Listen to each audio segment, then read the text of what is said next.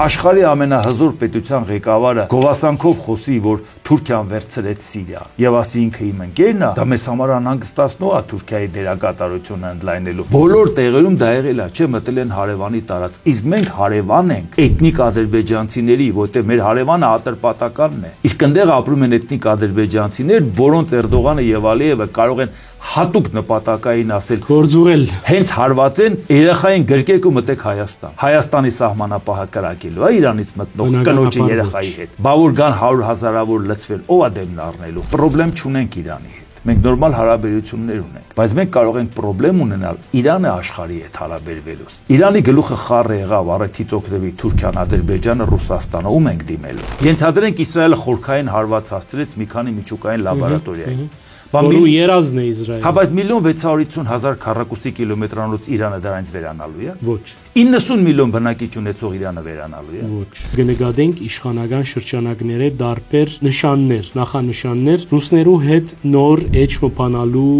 գաբակցությամբ դուք ինչպես կդիտարկեք եւ այսօր ինչքան ռիսկ կբարոնագե այդ նոր թեկումը, եթե գա այդպիսի թեկում։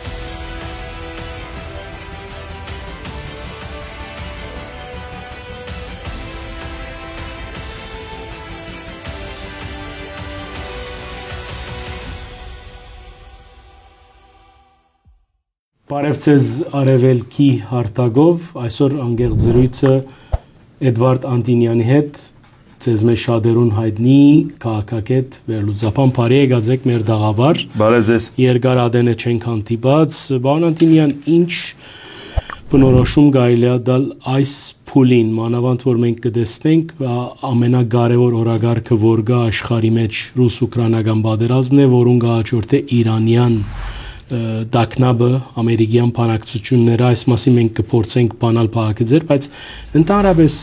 դրական ինչ որ բան կտեսնեք, հատկապես Թրամփի հայտարարություններն եւ այսօր կարծես քիչ մնալ յետքայլի վիճակի մեջ այն իմաստով, որ սկիզբը խաղը լայն բանալով հավաստիացուց, որ հեսա վաղը միսօր խաղաղություն պիտի դիրե, իսկ այսօր արդեն օրընդ մեջ հագասական հայտարարություններով գտիմե թե Պուտինին կապված թեյալ հատկապես ուկրաինական կողմին։ Եվ այսօր մենք կարդացինք, թե տեղի ունեցած է համաձայնություն ամերիկյան, ուկրաինական հանածոներու կարևոր օրագարկով, դուք ինչպես կդիտարկեք ընդհանուր տեսարանը։ Նախ Դոնալդ Տրամփի քաղաքականությունը ինչով բարենպաստ չի, թե աշխարհի համար, թե Ուկրաինայի համար, թե Եվրոպայի, թե նաև Հայաստանի։ Թե Միացյալ Նահանգներու։ Նաև առաջերտին Միացյալ Նահանգների, որովհետև երբ որ ինքը առաջ քաշեց մեկուսացման քաղաքականություն, պետք է մտածենք Ամերիկայի մասին, օվկիանոսից այն կողմին չի, պետք է Եվրոպայի անվտանգության մասին մտածենք, բայց խնդիրը մենակ դա չի։ Երբ որ ինքը մտածեց, որ Ռուսաստանն առավելություն ունի, որովհետև մտել է Ուկրաինայի տարածք, այսինքն ուժի դիրքից եթե մտել է, նա բանակցության առավելություն ունի։ Սա նշանակում է հարգել ուժերի իրավունքը, իսկ եթե հարգում ես ուժերի իրավունքը, ագրեսորի իրավունքը, աշխարհում շատերը արդեն մտածում են, որ նույն ձևով կարող է վարվեն։ Այսպես նայենք, կարող է մենք շատ դժգոհ լինենք նախկին ադմինիստրացիայից դեմոկրատական, մտածեինք ավելի ակտիվ ու ագրեսիվ քայլեր կարող է անեին, զսպեին ագրեսորին, որ այդպես չարեցին, նույնիսկ մտածեցին գուցե ավելի մեղմ գնանք, չվտանգենք ընտրությունները։ Այն է ստացվեց այնպես, հենց դրանով էլ վտանգեցին ու պարտվեցին։ Բայց ի վերջո ինչ էր ասվում։ Ռուսաստանը մտել է Ուկրաինա, փորձել է ուժի դիրքով վերաձևի հարևանի տարածքը, հավաքական արևմուտքը փորձում է ագրեսորին պատժել։ Չի ուզում գնա երրորդ համաշխարհային պատերազմի, չի ուզում գնա միջուկային առճակատման, դրա համար ուղիղ չի մտնում կռվի մեջ, բայց Ուկրաինան, քանի որ պատրաստ է կռվել, իրան տալիս է այնքան զենք, այնքան փող, որ նա կարողանա կռվել։ Մանավանդ իրանք պատրաստ են կռվել, իրանց հայրենիքը մաքրելու համար, ազատելու համար։ Բայց ստացվեց այնպես, որ մեր համար մեր շահերից ինչով էր բխում։ Ասում ենք, տեսեք, մի աշխարհաքաղաքական ագրեսոր մտել է հարևանի տարածք։ Մի հատ էլ տարածաշրջանային ագրեսոր Ադրբեջանն է մտել է Հայաստանի տարածք։ Բայց ոնց կարող է դուք նրա նկատմամբ այդպես միասնական, հավաքական համախմբվեք ընդդեմ ագրեսորի, բայց մի հատ չնկատեք, որ մենք էլ ենք ագրեսիայի զոհ։ Եվ եթե մեր համակրանքը Ուկրաինայի կողմն է հավաքական արևմուտքի, մենք կարողանում ենք ասել այդ նույն սխեմայով սկզբունքային եղեք նաև այստեղ։ Բայց հիմա արդեն մեր այդ խաղաքարտերը չունենք։ Ինչու, որովհետև եթե Դոնալդ Տրամփն ասում է, դե եթե ինքը գրավել է, ինքը ուժեղ է, դուք չեք հասկանում, որ լա չափերը նայեք Ռուսաստանի եւ Ուկրաինայի։ Ոնց եք դուք ուզում Ուկրաինայի Ռուսաստանի դեմ կռվեք։ Ինքը կարող էր ամբողջ երկիրը վերցնել։ Հիմա դրանից հետո, եթե մենք նույնիսկ փորձենք Դոնալդ Տրամփի քաղաքականությանը համապատասխանեցնենք մեր քաղաքականությունը։ Ինչ ենք ասելու։ Եթե նա հիացական նայում է, ասում է Էրդողանը կարողացավ մի քանի օրում վերցնել Սիրիան, այն դեպքում 2000 տարի ոչ մեկը չէր կարողանում։ Այսինքն դա հպարտություն է, որ նա կարող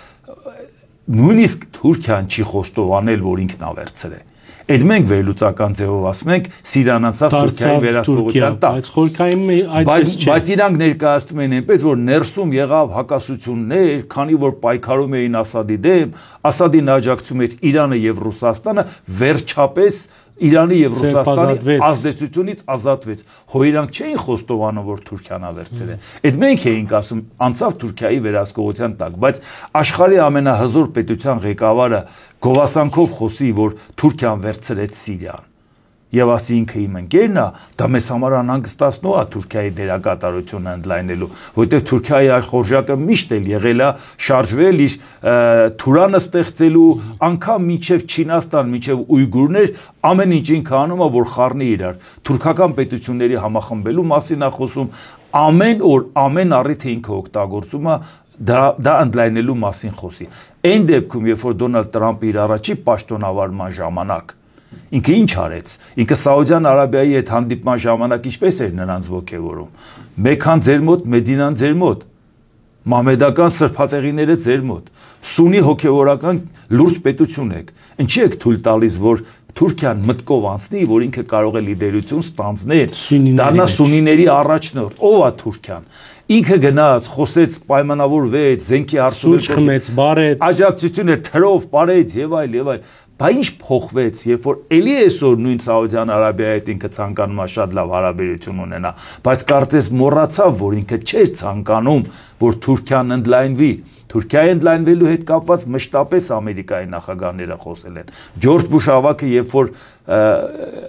Սադամ Հուսեյնին դուրս էին շպրտում Քուվեյթից եւ անգամ քրդերը ոգևորվեցին, ասին կտապալի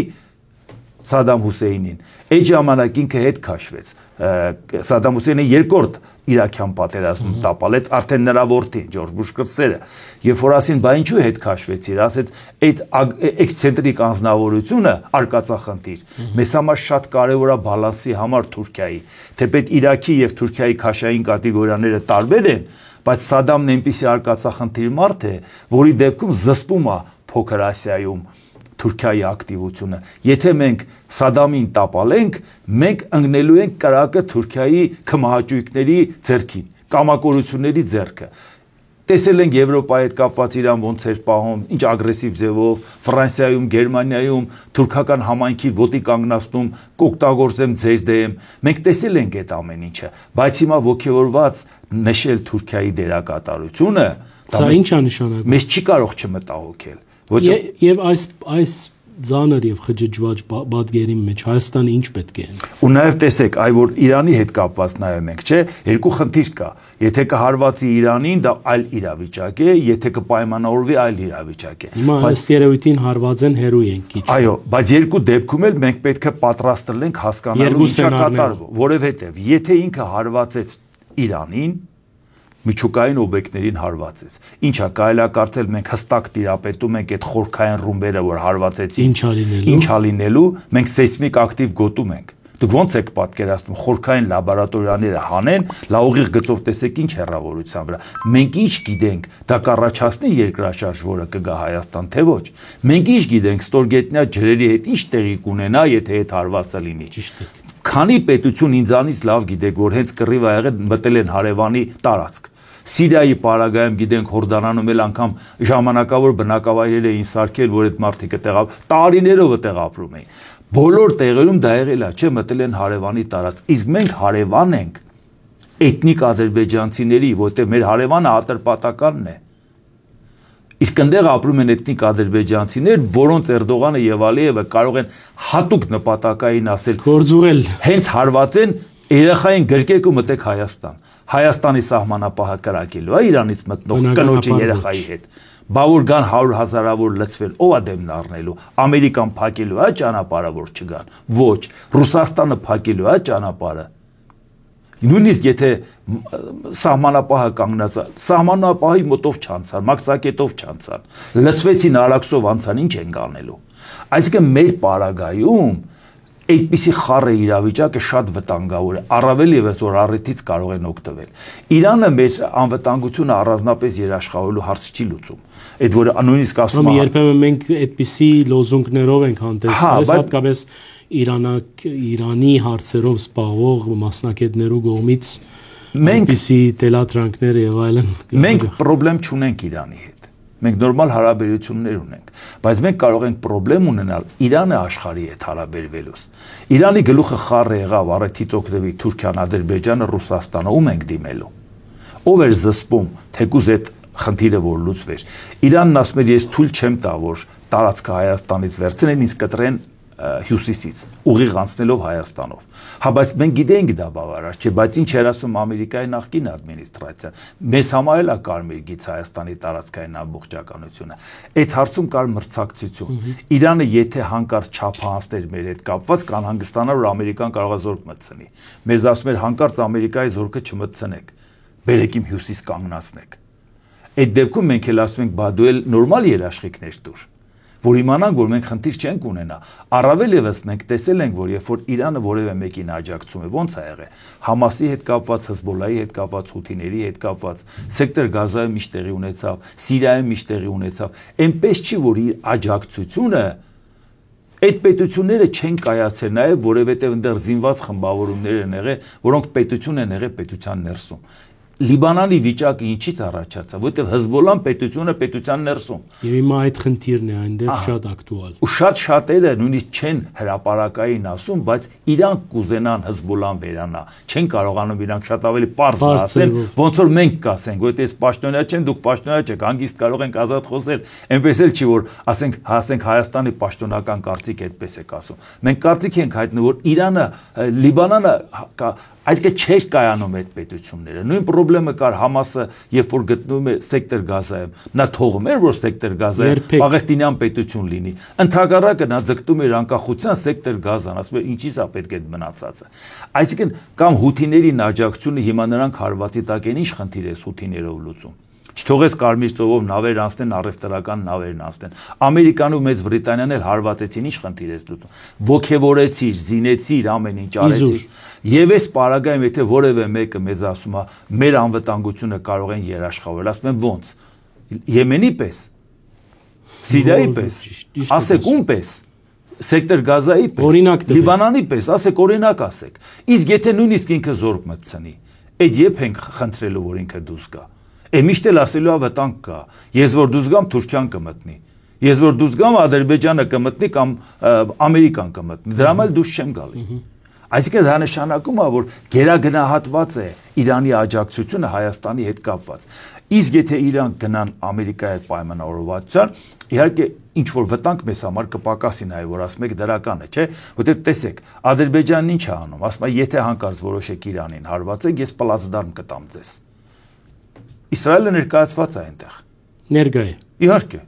Ռազմական օբյեկտներ, գետեր, խարիսներ։ Զենքներ տեղափոխում ամեն ինչ։ Անընդհատ։ Իրանի ներկայացուցիչը ինչ ասեց, ասես կարծում եք Ադրբեջանին Իսրայելը զինում է ձեր դեմ,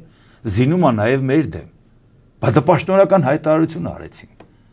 Բա որ դուք դա այդքանը գիտեք։ Ադրբեջանը ցանկանում է իր հարցերը լուծի Տրամպի ադմինիստրացիայի հետ։ Ասեց, ժեստեր արեց, որ նախկին ադմինիստրացիայի հետ լավ աշխատել ենք, մենք խնդիր չունենք։ Բայց եւ կոնկրետ քայլ կա, չէ՞։ Շատ ավելի ակտիվ ձևով է Տրամպը պաշտպանում Իսրայելին, անչափ ակտիվ, քան մնացած ուրիշ նախագահներ։ Բայց սա արդեն վտանգավոր է Իսրայելի համար։ Իսրայելը մի քիչ ոգևորվեց Տրամպի աջակցությամբ, չհասկացավ, որ նա կարող է հետ քաշվի եւ ինքը խնդիր ունենա։ Բայց ի վերջո ինչ է ուզում Ադրբեջանը։ Իսրայելի եւ Ամերիկայի միջոցով ես պատրաստ եմ պլացդարմ լինեմ Իրանի դեմ։ Բայց այդ դեպքում գինը որը կարող է լինել։ Սյունիքով ճանապարհը։ Նա չի ցանկանում ինքը միայն տարածք ունենա Ադրբեջանի բուն տարածքից գնա մինչև Նախճեվան։ Այդ նույն ճանապարհը նրան պատրաստ է տրամադրել Իրանը։ Ճանապարհն է պատրաստ է կառուցել Իրանը։ Տարբերությունը մի քանի կիլոմետր է, կանցնես Հայաստանով, թե կանցնես Իրանով, բայց ինչի դա իր համար այդքան ձեռնտու չէ։ Առաջինը կախվածությունն է Իրանից, եթե Հայաստանով ճանապարհ չկա։ Եվ երկրորդ, Իրանը այդ ապրանքները ստուգելու է։ Իրանը թույլ չի տա, որ իր տարածքով անցնի ապրանք, որը մաքսային վերահսկողության ենթակա չի։ Ցանկացած ապրանք։ Առավել ևս իրանք չեն ուզում Ադրբեջանը կապեն Նախճեվանի հետ։ Իրանք ուզում են Ադրբեջանը դառնա տրանզիտ ճանապարհ։ Չինաստանից բեռը գնա Եվրոպա։ Նրանց պետք չի, որ այդ մի հատվածում Իրանը ստուգի այդ բեռը։ Իսկ նրանց պետք է, որ դա անցնի Հայաստանով։ Այսինքն մեզ ցույց են տալի, շանտաժ են անում, ասում են, եթե չհամաձայնվեք Իրանով կգնանք։ Բայց իրականում նրանք ուրիշ խնդիր են լուծում։ Հայաստանը անխոչնդոտ ճանապարհ տա գնալու, բայց Իրանից երբեք իրանք չեն կարող տարածք վերցնել Նախճեվանը կապել։ Իսկ հույս ունեն, որ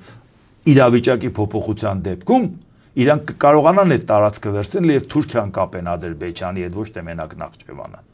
Այս հարցի հետ կապված մեզ համար այո վտանգ է։ Վտանգ է, որովհետև մենք հիմա տեսնում ենք, որ մենք ի վերջո գիտենք ինչ է մտածել Հարավային Կովկասի հետ կապված Դոնալդ Տրամպը։ Նույնիսկ հարցը նա չի, որ շատ բան մտածում է չի իրականանում,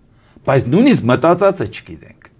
Մենք ուզում ենք, որ Եվրոպան հիմա հասկանալով, որ Ամերիկան Եվրոպայի անվտանգությունը չի ապահովում, կամ համենայն դեպս պատրաստվում է չապահովի, հուսով եմ հետ կկանգնի այդ մտքից։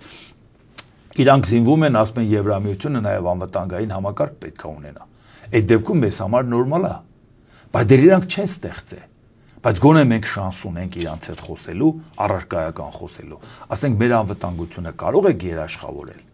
Առավել ևս որ դուք տեսնում եք ինչա կատարվում։ Մենք ոնց ենք մտածում, շատ դեպքերում ասում են Հայաստանը գնա Եվրամիություն, Հայաստանը Եվրոպա չի գնում, Եվրոպան գա Հայաստան հասնի։ Եթե Եվրոպան գալիս է Հայաստանը հասնում, ինքը մի հատ այնպիսի աշխարհագրական, ստրատեգիական դիրք է ունենում։ Պատկերացնում եք Իրանը Եվրամիության անդամ պետությունով է գնալու հյուսիս եւ նաեւ կարող է Եվրամիության հետ նորմալ համագործակցի անցնելով Հայաստանի ճանապարհով։ Մենք ասում ենք Իրանի համար ճանապարհ ենք դեպի ԵԱՏՄ, իսկ ինչ է Իրանի համար ճանապարհ չենք դեպի Եվրամիություն։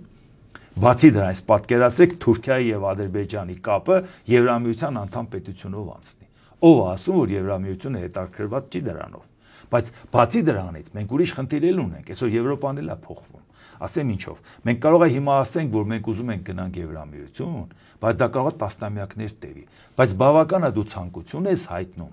Այս նոր կառուցվածքը, որ հիմա ստեղծում են բավական ճկուն ձևով Եվրոպայում, մենք դրա հետ համագործակցենք։ Որտեղ տեսեք, հիմա Եվրամիության ամենաակտիվ դերակատարությունը ստանձնել է Մեծ Բրիտանիան, որը Եվրամիության անդամ չի։ Բան չեն ասում եվրոպական եռյակ, Մեծ Բրիտանիա, Ֆրանսիա, Գերմանիա։ Գերմանիան, որը որ Իրանից զգուշավոր էին, ասում էին ամեն դեպքում ինքը երկու անգամ համաշխարհային պատերազմ գիտենք ինչ արել, իրազինվելուց անգամ անհանգիստ են եվրոպական երկրները, որովհետև ինքը ամենամեծ համախառն ներքին արդյունքն ունի եվրոպական երկրների մեջ եւ ամենամեծ բնակչության թիվը, այդ թվում նաեւ Մեծ Բրիտանիայից, որը Եվրամիության անդամ չի։ Հիմա իրենք զգուշ էին Գերմանիայի նկատմամբ, բայց հիմա ստիպված խնդրում են, որ Գերմանիան զինվի, որտեղ ասում են քո կարիքը մենք ունենք։ Այսինքն Գերմանիան էլ ասում է, նես սիրահոժար, ասում է դե որ խնդրում եք, ես է զինվեմ։ Այսինքն այդ եռյակը կորիզ է հավաքում։ Եվրոպական անվտանգության հետ կապված մենք տեսնում ենք ՆԱՏՕ-ն ստեղծվել է ի սկզբանե եվրոպական անվտանգության համար, Խորհրդային Միության դեմ, դա ակնհայտ է։ 49 թվականի ապրիլի 4-ին Վաշինգտոնում 12 պետություն հիմնադրեցին ՆԱՏՕ-ն։ Նպատակը դա էր։ Բայց հիմա եթե Ամերիկայի Միացյալ Նահանգներն ասի, որ Եվրամիության հետ ես առանձնապես չեմ առնչվում, բանի հետ եվրոպական երկրների անվտանգության հետ, մենք հիմա տեսնում ենք Կանադան ինչ ակտիվ է, բայց չէ որ ինքը ՆԱՏՕ-ի հիմնադիր անդամ է։ Կանադան այդ բոլոր հավաքներին մասնակցում է ակտիվ ձևով անվտանգային խնդիրներին եվրոպական։ Ավստրալիան, որը Ամերիկայի Միացյալ Նահանգների դաշնակիցն է, անզյուսով Ավստրալիա, Հարավ Նոր Զելանդիա եւ Ամերիկա։ Այն անզյուսը, որը ստեղծվել է ՆԱՏՕ-ից 2 տարի հետո 1951 թվականին։ Ինչու բա իրանք չմտան ՆԱՏՕ, որտեվ նորից եմ ասում, եվրոպական անվտանգություններ Ավստրալիան դեղ անելիք չուներ։ Իրանք ռազմական բլոկ ստեղծեցին Ամերիկայի իրենց հարցերի համար։ Բայց երբ որ Ամերիկան ասեց, ես հետ եմ քաշվում Եվրոպայից, Ավստրալիան ասեց, ես պատրաստ եմ աջակցել, զենքով էլ, զորքով էլ։ Այսինքն սա չասենք, որ միայն բուն Եվրամիությանն է վերաբերվում։ Ավստրիան, որ 1955 թվականին կանգնեց, ասեց, ինձ հետ գործ չունեք։ Անվտանգային առումով ես չեզոք եմ։ Ոչ ՆԱՏՕ-ին եմ ձգտում, ոչ էլ Վարշավայի պակտին։ 55 թվականին Վարշավայի պակտը ստեղծվեց ընդդեմ ՆԱՏՕ-ի։ 55 թվականին էլ Գերմանիան դառավ ՆԱՏՕ-ի անդամ, Ավստրիան, քանի որ ջերմ հարաբերություններ ունենալով շատ հարցերով կապված Գերմանիայի հետ, անմիջապես շտապեց հայտարարել, որ ինձ հետ գործ չունեք։ Բայց այդ նույն Ավստրիան մի քանի օր առաջ հավաքին էր մասնակցում։ Ի աջակցություն Ուկրաինայի անվտանգային հավաքին էր մասնակցում։ Այսինքն սա նշանակում է Հայաստանի համար, եթե մենք ճիշտ ընտրություն կատարենք, պարտադիր չի 10, 20, 30 տարի Եվրամիության գնա։ Այսօր դու հայտարարում ես, որ ես ձեր գործը հայ դես ներկայացնում, հա, ծևով։ Այո, եւ այս ճկունությունից ես օգտվում, որտեղ քեզ չեն ասում, դե դու ամբողջ ճանապարհն անցի ես ընթացակարգը, որ դառնաս Եվրամիության անդամ։ Ասում ես դու մեր գործընկեր, ինչի Ուկրաինա Եվրամիության անդամ է։ Ուկրաինան ձգտում է, չէ՞ որ դառնա։ Բայց դեպքում, ոնց է Ուկրաինան այդ անվտանգային համակարգի մեջ նրա թիկունքին կանգնած է։ Ասում ամեն ինչով պատրաստ են կօգնել, զենքով էլ, զորքով էլ, օգնում են նաև նրա ռազմական արդյունաբերությանը։ Այսինքն ուզում եմ ասեմ, այս ճկունությունից մենք կարող ենք օգտվել, բայց մեր քաղաքականությունը շատ զգուշավոր է, մենք ուղղակի մենակ ֆիքսում ենք ինչա կատարվում։ Վախի մեջ ենք։ Նույնիսկ եթե անորոշություն կա Թուրքիայի համար, ինքը ինչ է անում։ Ժեստ է անում Ամերիկային։ Անմիջապես Եվրոպային ասում է, Ամերիկայից հույսներդ կտրեք, ՆԱՏՕ-ով եթե չզբաղվի, ամենահզոր բանակը ինձ։ Ես եմ։ Եվրոպայի անվտանգության մասին է խոսում։ Առանց դուք չեք կարող հարցնել։ Առաջարկում է։ Ու բացի դրանից, ասում է, այդքան խնդրել եմ, որ մտնեմ Եվրամիություն, չեք թողել։ Հիմա իսկ է ժամանակն է։ Շատերն ասում են Եվրամիությունը քայքայում է։ Եվրամիությունը քայքայում է ու Թուրքիան ցանկանում է մտնի։ Այսինքն ինքը դա առաջարկում է Եվրոպային։ Ինչ առաջարկում Ռուսաստանին, առանցից դու ոչ մի բան չես անի այստեղ։ Տեսնում ես ինչա կատարում։ Ասում է ես այստեղ ներկա եմ։ Ահա, այսինքն ինչ է ստացվում։ Քանի որ ինքը գլուխ չի հանում, բայց նույն հաջողությամբ Եվրոպա, Ամերիկա, տեսեք ինչ ժեստեր անում արաբական աշխարհին, տեսեք ինչ ժեստեր անում թուրքական աշխարհին, Սիրիայի։ Կանգնում է առճակատման է գնում Տրամպի դեմ, այն Տրամպի, որի հետ ցանկանում է համագործակցել։ Ասում է, բանը Գազայում դու պաղեստինցիներին չպետք է դատարկես։ Պատկերացնեք դա ինչ ոգևորություն է առաջացնում, որ Թուրքիան ասում է մենք թույլ չենք տա, ընդհանրապես հայտարարություն չի անում։ Նույնը ասում է Իսրայելին, Սիրիայում պիտի չմասնադես դյուրզիներին նեցուկ կանգնելով, օրինակ։ Հիմա տեսեք նաև Սիրիայում ինչ կատարվեց։ Քանի որ ակնհայտ է, որ Սիրիան վերահսկողությունը սահմանը Թուրքիան, չէ՞։ Այո։ Բայց ոնց է Սիրիայի նորընտիր նախագահը, պաշտոնակատար անգամ վերջնական հարցը լուծված չի։ Կանգնում ասում է մենք պատրաստ ենք Իսրայելի հետ հարաբերությունները կարգավորել Աբրահամյան համաձայնագրին միանալ պայմանով, որ Իսրայելը չռմբակոծի, չհրթիռակոծի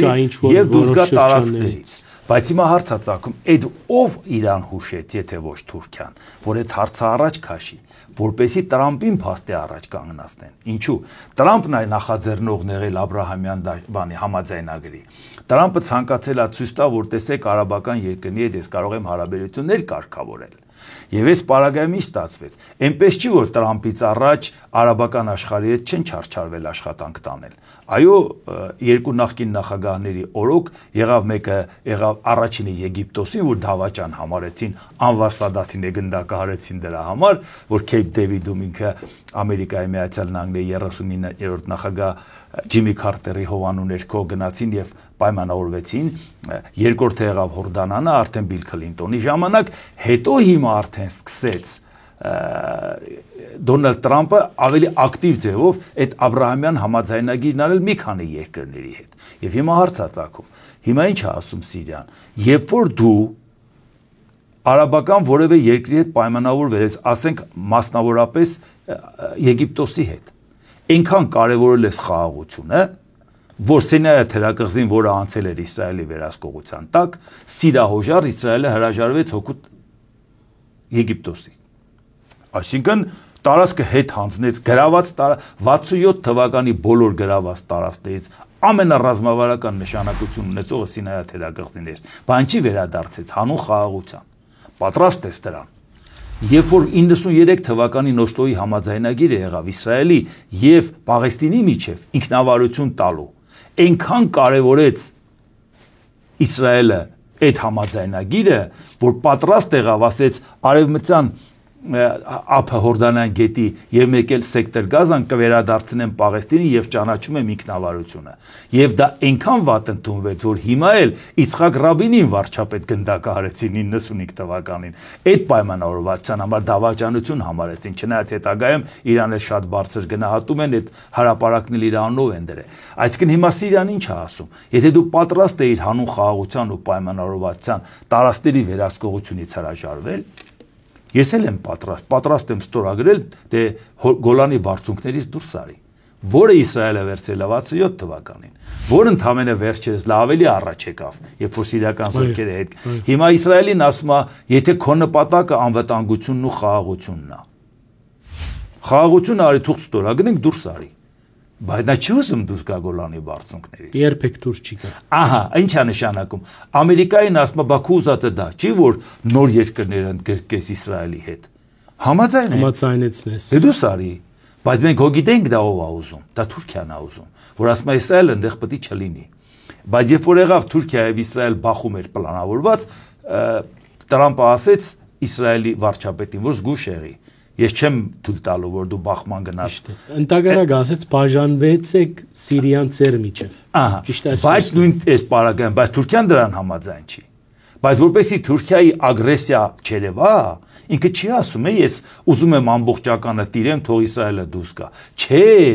ասում է Սիրիայի ժողովուրդը ցանկանում է Իսրայելի հետ բարեկամ դառնա։ Դե թող տարածքից դուրս գա։ Պատրաստ է այդ փաստաթուղթը ստորագրի եւ շահի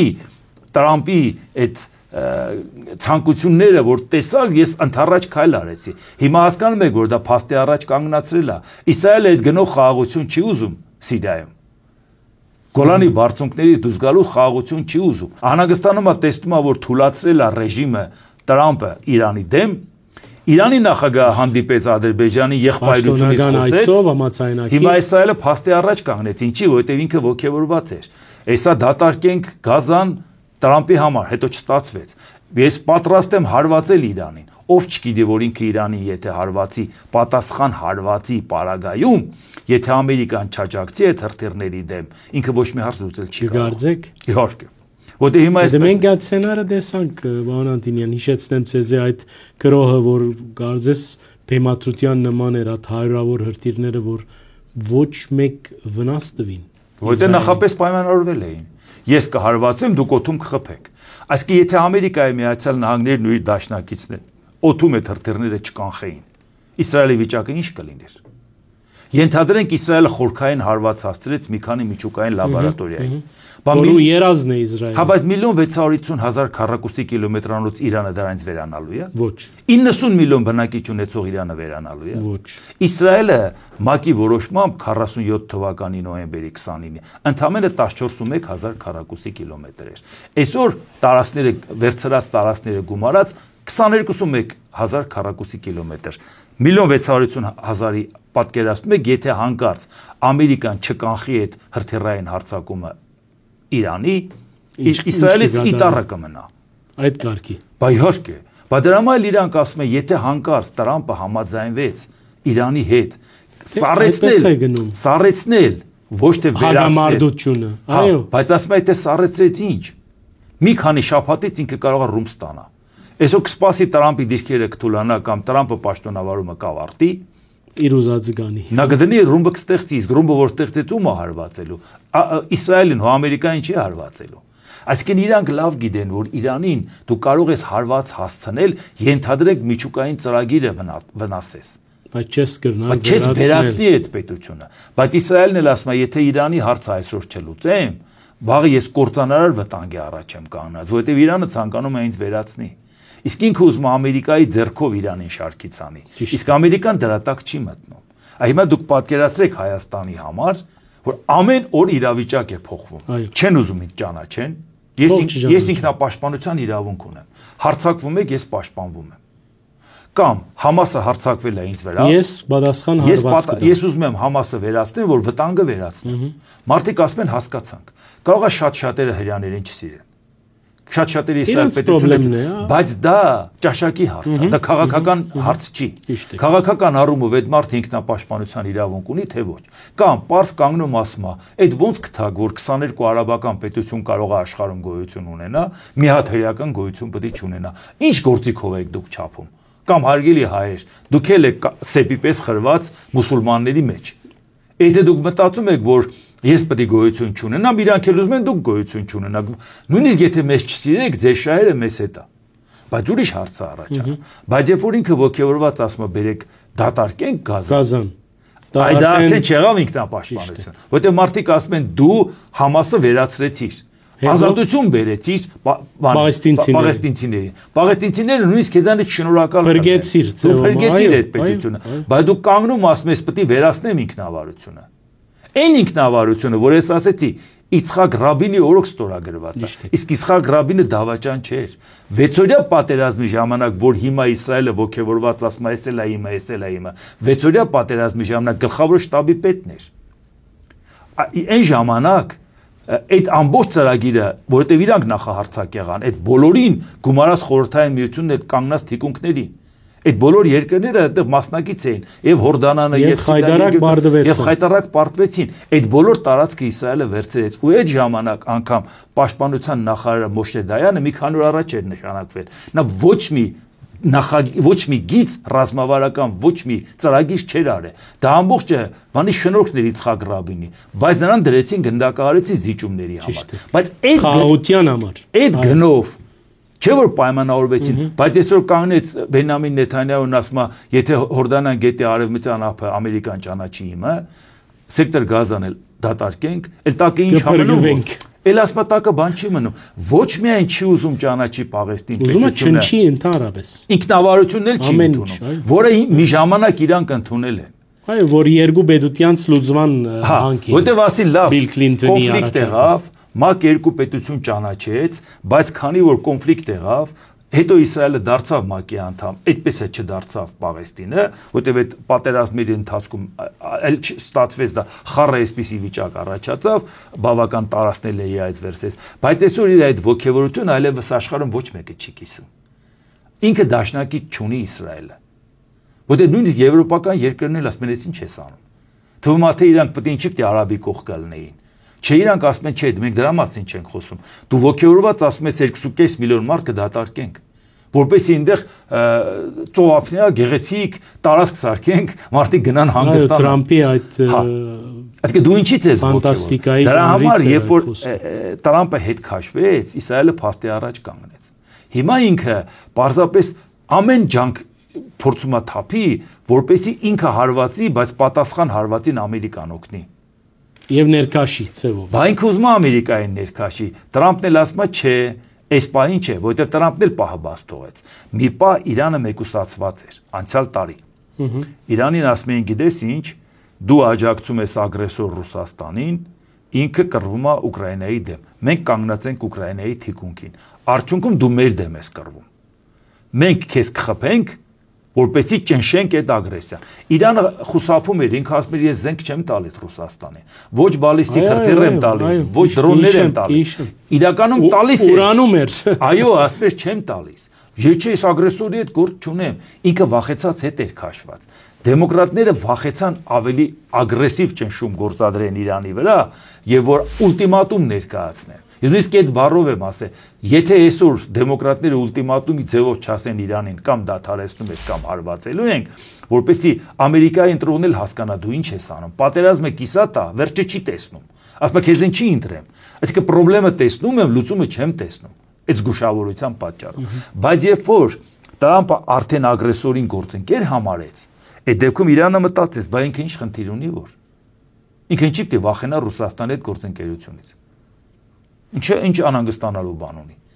Այսինքն, երբ որ Տրամփը ցանկացավ Չինաստանին մեկուսացնի, ընդհակառակը Չինաստանը փորձեց Ամերիկային մեկուսացնի, ասի դու Եվրոպայից եթե կտրվում ես, բոլորին մաքսատուրքերով ցանկանում ես, վանում ես քեզանից բոլորին։ Ինքն է սկսեց ակտիվ ձևով աշխատել բոլոր նրանց հետ, ովքեր Ամերիկայից նեղացած էին։ Բավական հետաքրքիր դիտարկեցինք դարաշրջանային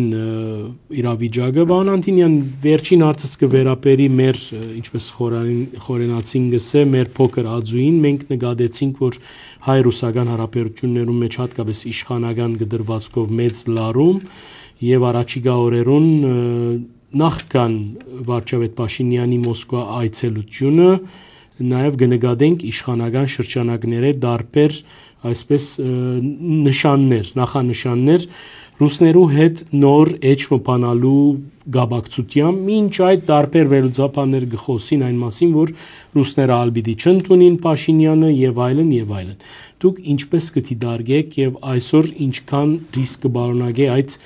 նոր թեկումը, եթե գա այդպիսի թեկում, դակավին հստակ չենք կրնարսել, բայց ընդհանուր ինչպես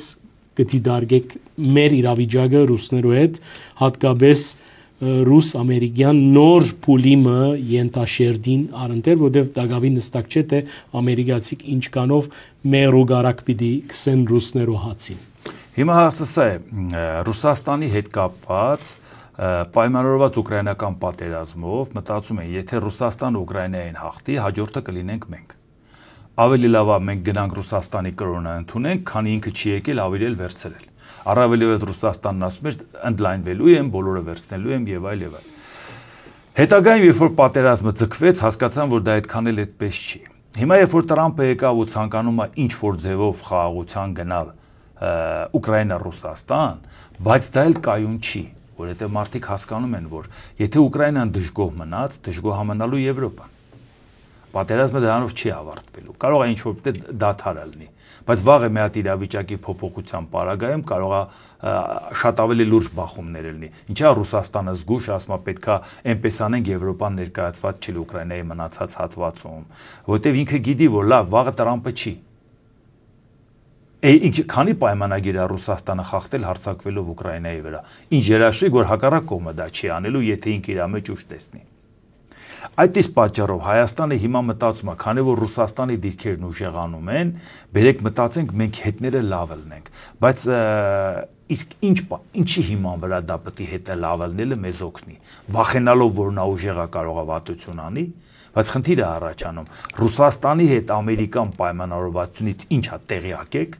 կարող է ամերիկան Ռուսաստանի հետ պայմանավորվում է, ասում է Ուկրաինայի հետ կապված այս բանը զիջելու ես, որպեսի հանկարծ քեզ վատ չզգաս, վերականգնում ես քո ավանդական ազդեցությունը հարավային Կովկասում, այսինքն Վրաստանը քո կողմն է, Հայաստանը քո կողմն է։ Մենք չգիտենք, չէ՞ ինչա որ։ Կամ ասում են Ուկրաինայով բավարարվում ես, եթե չէ Ուկրաինային էլ չես ստանա, այն ինչ որ վերցրել ես։ Մենք ինչ գիտենք, ինչ պայմանավորվածություն է գալու։ Այսինքն այդ պարագայում, երբ որ մեր իշխանությունները շտապում են զիջել, ինչի մենակ Ռուսաստան, նույն Ադրբեջանը ինչի։ Մեր տարածաշրջանում Ադրբեջանը Իրանից էլ է թույլ, Ռուսաստանից էլ,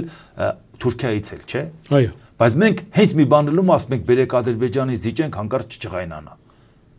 Դու չգիտես վաղը ինչ ալնելու։ Ուժերի հարաբերակցությունը Ամերիկա-Իրան, Թուրքիա-Ամերիկա, Թուրքիա-Եվրոպա, Եվրոպան Թուրքիայի հետ ոնց է պայմանավորվելու, որ գիտես ինչ, չափիդ մեջ մնում ես, եթե ուզում ես գործընկեր լինես, քո ագրեսիան չի արդարացվելու։ Կամ ոնց որ շատ լավ ընդունեց, որ Թուրքիան վերցրեց Սիրիան, մենակ թե Ռուսաստանից ու դուրս հանես Իրանից կտրվեն։ Նույնը չասենք մենակ Տրամփը, բա Եվրամիությունը չէր ողջունում։ Ողջունեց, բարձր պատվիրակություն Դամասկոսում էր։ Այսինքն դա եմ ասում։ Եթե մենք չգիտենք այն գինը, որ պիտի վճարվի, որ պետք է պայմանավորվեն Ռուսաստանը եւ Ամերիկան։ Ժամ առաջ մենք որ զիջում ենք, ում ենք զիջում։ Մենք մեզ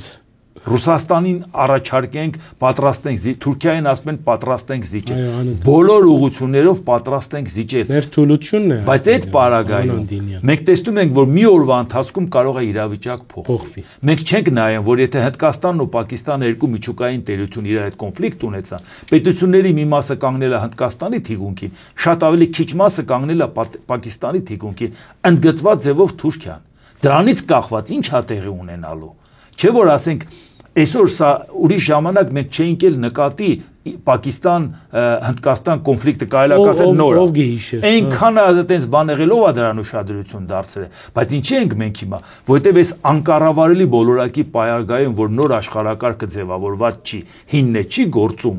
այս անտերության պարագայում արդեն վտանգավոր, թե ուժի դիրքերից ով է ուզում ում թիկունքին կանգնի։ Իսկ այդտեղ թե ով ում թիկունքին կանգնի եւ ինչ տեղի կունենա, ուղղակիորեն կապված է նաեւ մեզ հետ ինչ կլինի։ Չմոռանանք, որ դեռ անցյալ տարի մի հատ Պակիստանին հարվածեց Իրանը, պատասխան ստացավ, ձենը կտրեց։ Այսինքն Իրան-Պակիստան կոնֆլիկտ կար։ Թուրքիա, Պակիստան աջակցություն կար, Պակիստանը չի ճանաչել Հայաստանը, Պակիստանը աջակցել է 44 օրյա պատերազմում, մեր դեմ մեկն է Ադրբեջանը։ Այսինքն այս պարագան մեզ չի հետաքրքրում, որ կարող է աշխարհաքաղաքական իրավիճակ փոխվի, այն դեպքում, երբ որ Հնդկաստանը մեզ զենք է տալիս, այն դեպքում, երբ որ մենք ուզում ենք Հնդկաստանի հետ նորմալ համագործակցենք, Եվրոպան ուզում է համագործակցի, Հնդկաստանն էլ ասում է ինձ անտեսել եք, հա, Չինաստանի հետ ուզում եք բաներ որոշեք, մոռացել եք, որ Չինաստանից շատ բնակչություն է Այսինքն Հնդկաստանը չի ուզում, Չինաստանը որոշեց մայիսի 9-ի գնա շքերթին մասնակցի Սի Ցզինպինը, Նորենդրա Մոդին ասեց չեմ ուզում մասնակցեմ, հարցը դա չի, որ Պակիստանից վախեցած չգնաց, կարող է շատ հանգիստ մասնակցեր, բայց ասեց իմացեք, ինքը այդպես է ուզում, ես էլ այսպես եմ ուզում, ես ինձ դաշնակից եմ տեսնում ոչ թե Իսպանիան, Ռուսաստանին, այլ մյուսներին, իսկ ինչ է, մենք չենք նայում, որ աշխարհը մեր աչքի առաջ փոխվում է, իսկ մեր մոտ, երբ որ մենք նայում ենք մեր ներպետական օրակարգը ինչեր է քննարկվում, ամաչում ենք անգամ քննարկենք, շատ դեպքերում մարդիկ ասում են, պարոն Անդինյան, խոսում ես այս երկրի, ասում ես մեր բոլորը դա մեզ վերաբերում է, մեր երկրից ինչ ասենք, մեկ է ստիպված եմ ասես թե այդ օրը Նիկոլ Փաշինյանը ինչը հայտարարել է, մի հատ բան, որը ընդհանրապես adekvat չի իրավիճակին, նույնիսկ անհարմար է զգում, որ դա ներկայացնես, այսինքն դու ուզում ես, որ այդ էլ ծև է օրագարկը ծրելու հավանաբար, հա, բայց ի վերջո